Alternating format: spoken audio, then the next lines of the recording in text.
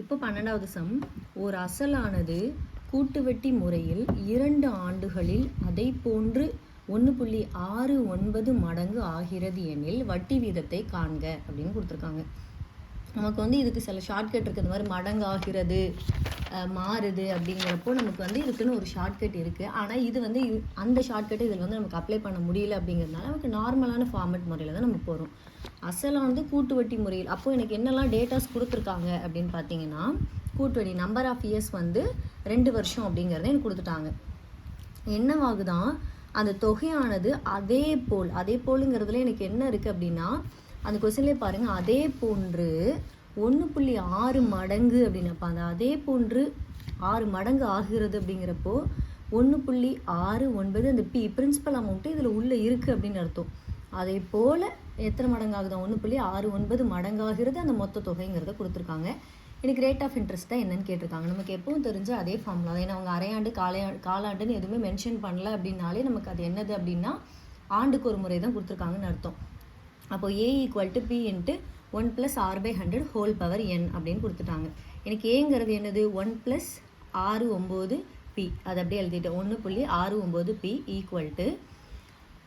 P × 1 + R/100. ஏன்னா எனக்கு ஆரோடது தெரியாது, என்ன தெரியும், 2 வருஷங்கிறத எழுதிட்டேன்.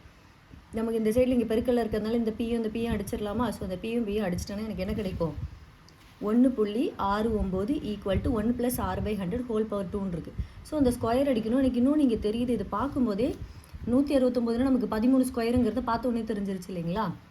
ஸோ நான் ஒரு ஸ்டெப் இதில் எக்ஸ்ட்ரா இருக்கும். ரூட் எடுக்கும்போது என்ன ஆகும் அப்படின்னா, இந்த ரூட்டும் இந்த ரெண்டும் எனக்கு என்னது கட் ஆயிரும். அதே மாதிரி இங்கே 1.3, ஏன்னா 1.69ங்கிறப்போ 13 2 ஸ்தானத்துக்கு ஒரு ஸ்தானம் தள்ளி புள்ளி வைக்கணும். அப்போ என்ன வரும்? 1.3 அப்படிங்கிறது எனக்கு 13ஓட ஸ்கொயர் தான் 169. ஸ்கொயர் கொடுத்துருந்தாங்கன்னா 2 ஸ்தானத்துக்கு ஒரு புள்ளி வச்சுக்கணும். ஸோ 1.3 இதையும் அடிச்சிட்டனால எனக்கு என்ன கிடச்சிரும்? 1.3 = 1 + R/100 அப்படிங்கிறது எனக்கு கிடச்சிரும். எனக்கு R தான் தேவைங்கிறதுனால நான் என்ன பண்ணிடுறேன், இந்த +1 இருக்கு இல்லையா, அது இந்த பக்கம் வரும்போது -1 ஆயிரும். நீங்கள் போட்டுட்டு கழிச்சிட்டுலாம் இருக்காதிங்க, அப்படியே யோசிச்சு பாருங்கள். 1லேருந்து 1.3, இப்போ நான் என்கிட்ட 1.3 இருக்குது. 1 போயிடுச்சுன்னா எவ்வளோ கிடைக்கும்? ஒரு 0.3 தானே கிடைக்கும்.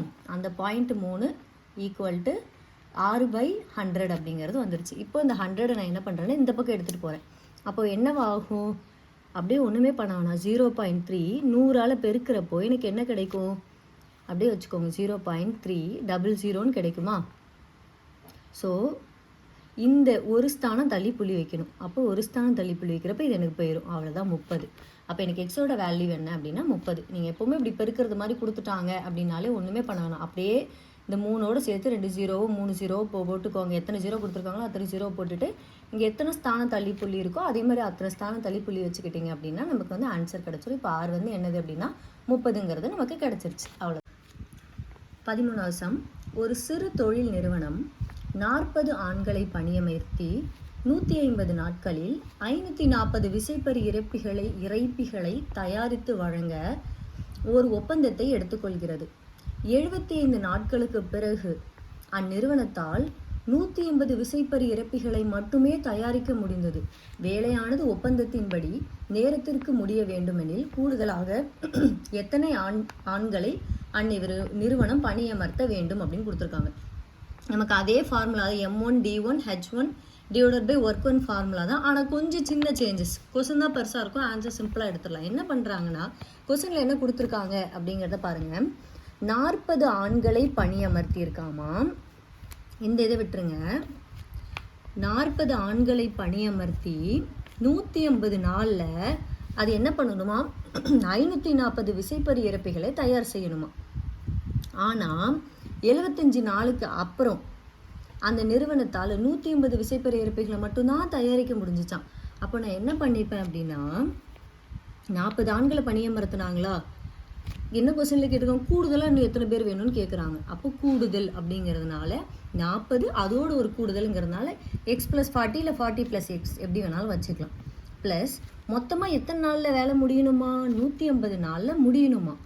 ஆனால் 75 நாள் முடிஞ்சதுக்கப்புறம் என்ன ஆகுது அப்படின்னா, அந்த 75 நாள் வேலை பார்த்துருக்காங்க. ஸோ பெண்டிங் எவ்வளோ அப்படின்னு பார்த்தோன்னா 180லேருந்து 75 கழிக்கும் போது நீ 75 பெண்டிங் நாள் அப்படிங்கிறது. அது போக அந்த 75 நாளில் எவ்வளோ ஒர்க்கு முடிஞ்சிருக்கான், அவங்க முடிக்க வேண்டிய ஒர்க்கு 540. அதில் எவ்வளோ ஒர்க்கு முடிஞ்சிருக்கான், 180 வேலை தான் முடிஞ்சிருக்கான் அந்த 75 நாளில்.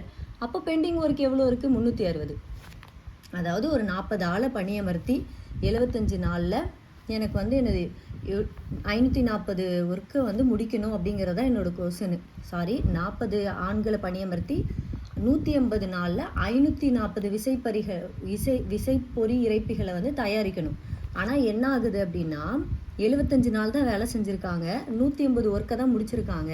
ஸோ பெண்டிங் இதை எனக்கு எவ்வளோ நாளில் பண்ணுவாங்கங்கிறது தான் கொஸ்டினாக இருக்குது. அப்போ எனக்கு என்ன பண்ணும், 40 இன்னும் கூட எத்தனை ஆண்கள் எனக்கு தேவைப்படும் அப்படிங்கிறதுனால X+40 வச்சுக்கிறேன். ஆல்ரெடி 75 ஒர்க்கை முடிச்சிட்டாங்க, அப்போ பேலன்ஸ் ஒர்க்கு எனக்கு 75. அது போக 180 இறப்பியை தயார் செஞ்சு முடிச்சிட்டாங்க, அப்போ மீதி இருக்கிறது 360. அதை அப்படியே நம்ம ஃபார்முலாவில் சப்ஸ்டியூட் பண்ணிங்கன்னா ஆன்சர் வந்துடும். M1 D1 divided by work 1 equal to M2 D2 divided by work 2. என்னது, ஃபஸ்ட்டு 40 ஆண்கள் 75 நாள் வேலை பார்த்தாங்க. வேலை பார்த்தப்போ என்ன பண்ணாங்க, 40 ஆண்கள் 75 நாள் வேலை பார்த்து 180 ஒர்க்கை முடிச்சிட்டாங்க. ஈக்குவல் டு இன்னும் மேலே எத்தனை ஆண்கள் வேணும்னு தான் கேட்டிருக்காங்க. இப்போ X+40 இன்ட்டு பேலன்ஸ் இருக்கிற ஒர்க் டேஸ் எவ்வளோ, 75 நாள் வேலை பார்க்கணும். வேலை பார்த்து எவ்வளோ இறப்பிகளை தயார் செய்யணும், 360 இறப்பிகளை தயார் செய்யணும். அப்படியே அடித்து கொடுத்தீங்கன்னா உங்களுக்கு ஆன்சர் என்ன கிடைக்கும் அப்படின்னா 40 × 2 ஈக்குவல் டு X+40 அப்படிங்கிறது வந்துடும். 40 × 2 வந்து 80,000 ஈக்குவல் டு X+40. அப்போ எக்ஸ் தான் நமக்கு தேவைங்கிறதுனால 80, இந்த ப்ளஸ் இந்த பக்கம் கொண்டு வந்தோன்னா மைனஸ் ஆயிரும். அப்போ எக்ஸோட வேல்யூ எவ்வளோ, 40. இதை நீங்கள் ஒன்றுமே பயப்பட தேவையில்ல, அவங்க கொடுத்துருக்கிறது இதுதான். 40 ஆண்கள் 180 நாளில் 540 தயார் செய்யணும். 40 ஆண்கள் 150 நாளில் ஆண்கள் மேன் 540 விசைப்பறியை வந்து ஒர்க்கை முடிக்கணும். ஆனால் என்ன பண்ணுறாங்க, 75 நாள் வேலை பார்த்துக்கிறாங்க, 180 வேலையை தான் முடிக்கிறாங்க. அப்போ பேலன்ஸ் உள்ள ஒர்க் என்னது, பேலன்ஸ் ஆண்களுக்கு எனக்கு எக்ஸ்ட்ராவானால் தான் அந்த நாளுக்குள்ளே வேலையை முடிக்க முடியுங்கிறதுனால X+40. பேலன்ஸ் இருக்கிற வேலை 75, பேலன்ஸ் இருக்கிற ஒர்க்கு 360. அதை அப்படியே கொண்டு போய் எடுத்தீங்கன்னா ஆன்சர் வந்துடும். அவ்வளோதான். 4வது சம். P என்பவர் தனியே ஒரு வேலையின் ஹாஃப் 1/2 பகுதியை 6 நாட்களிலும், Q என்பவர் தனியே அதே வேலையின் 2/3 பகுதியை 4 நாட்களிலும் முடிப்பர். இருவரும் இணைந்து அந்த வேலையின் 3/4 பகுதியை எத்தனை நாட்களில் முடிப்பர். அவ்வளோதான். நம்ம ரொம்பலாம் பயப்பட தேவையில்ல, நமக்கு எப்பவும் பண்ணுவோம் இல்லையா, அதே 1/B 1/A அதே மாதிரி மாடலே நம்ம வச்சு போட்டுடலாம்.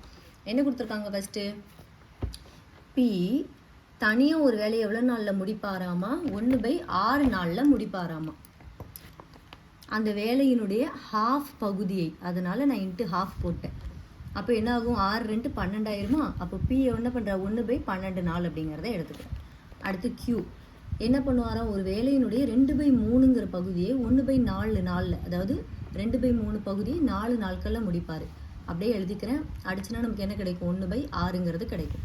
இப்போ நான் PQ என்னன்னு எடுத்துக்கிட்டேன், 1/12 + 1/6. அப்போ P ஒரு வேலையை 12 நாளில் முடிப்பார், Q ஒரு வேலையை 6 நாளில் முடிப்பார். இப்படி கொடுத்துருந்தா என்ன பண்ணிடுவோம், LCM எடுத்துருவோம். இப்போ எனக்கு LCM என்ன கிடைக்குதுன்னா 12 கிடைக்குது. அப்போ இங்கே அப்படியே 12 வந்துடும், மேலே 1 வந்துடும், இங்கே 6 2 12, ஸோ 2 வந்துடும், மேலேயும் 2ஆல் பெருக்கும்போது 2 வந்துடும். அப்போ 1 + 2 = 12, 3/12ங்கிறது கிடச்சிரும். 3/12 அடித்தா நமக்கு என்ன கிடைக்கும், 1 3 3 4 12. அப்போ என்னது, P + Q 2 பேரும் சேர்ந்து அந்த வேலையை முடித்தாங்கன்னா என்ன ஆகும், 1/4ங்கிறது தலைகீழ் மதிப்பெடுத்து 4 நாளில் முடிச்சிருவாங்க. அப்போ 2 பேரும் சேர்ந்து எத்தனை நாள் இந்த வேலையை முடிப்பாங்கன்னு கேட்டால் நமக்கு 4 நாள் தான்.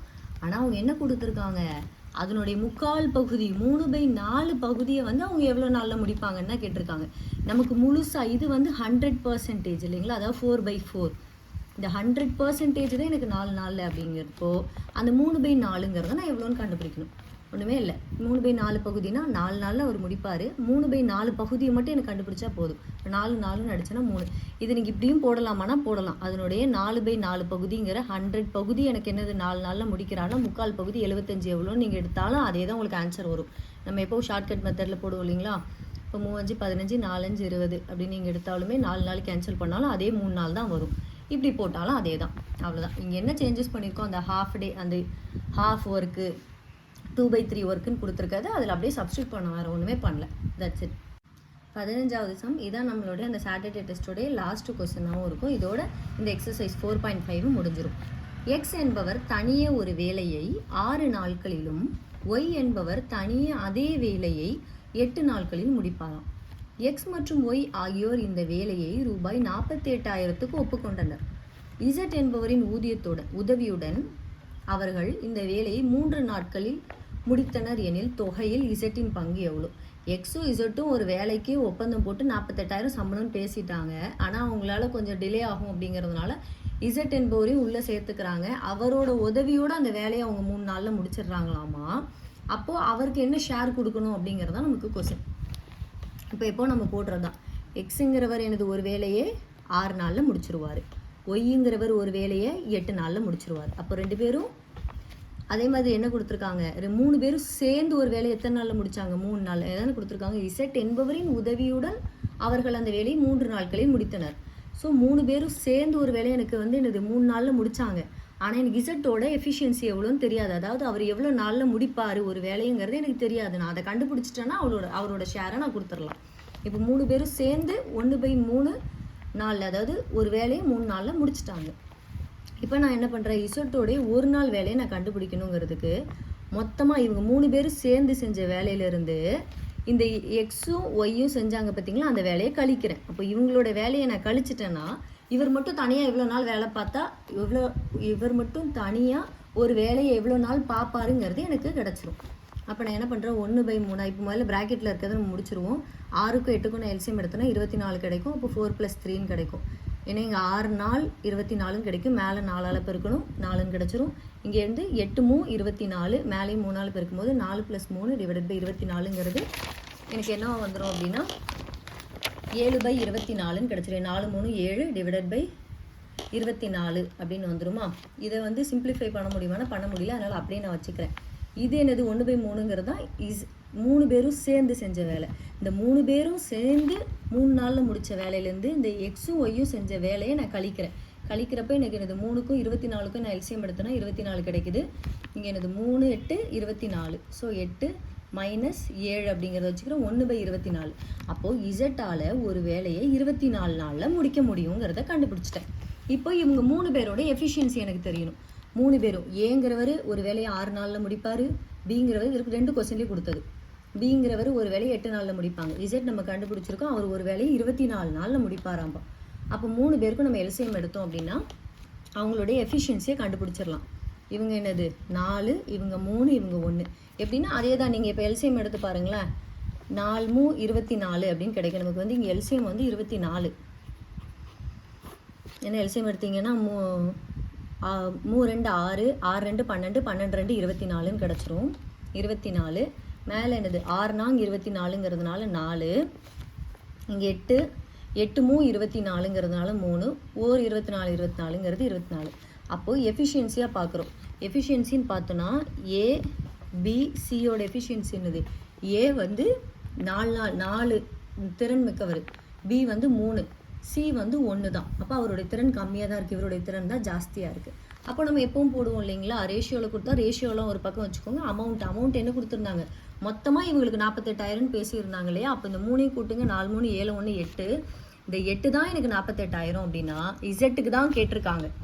இசட்டோட எஃபிஷியன்சி 1 தான். அப்போ அவரோட எஃபிஷியன்சி 1க்கு நான் எவ்வளோ சம்பளம் கொடுப்பேனா, அப்படியே நேருக்கு நேரம் எடுங்க. 6 8 48 6000. அப்போ இசட்டோடைய ஷேர் எவ்வளோ அப்படின்னா 6000ங்கிறது. நான் ஒன்றுமே பண்ணல, இசட்டை மட்டும் இசட்டோட எஃபிஷியன்சி எவ்வளோ, அவர் ஒரு நாளில் எவ்வளோ வேலையை முடிப்பார், ஒரு வேலையை எவ்வளோ நாளில் முடிப்பாருங்கிறத நான் கண்டுபிடிச்சதுலேருந்து அவங்களோட எஃபிஷியன்சியை கண்டுபிடிச்சேன். அந்த எஃபிஷியன்சிலேருந்து அவங்களோட தொகையை ஷேர் பண்ணிட்டேன். அப்போ இசட் 6000. அவ்வளோதான்.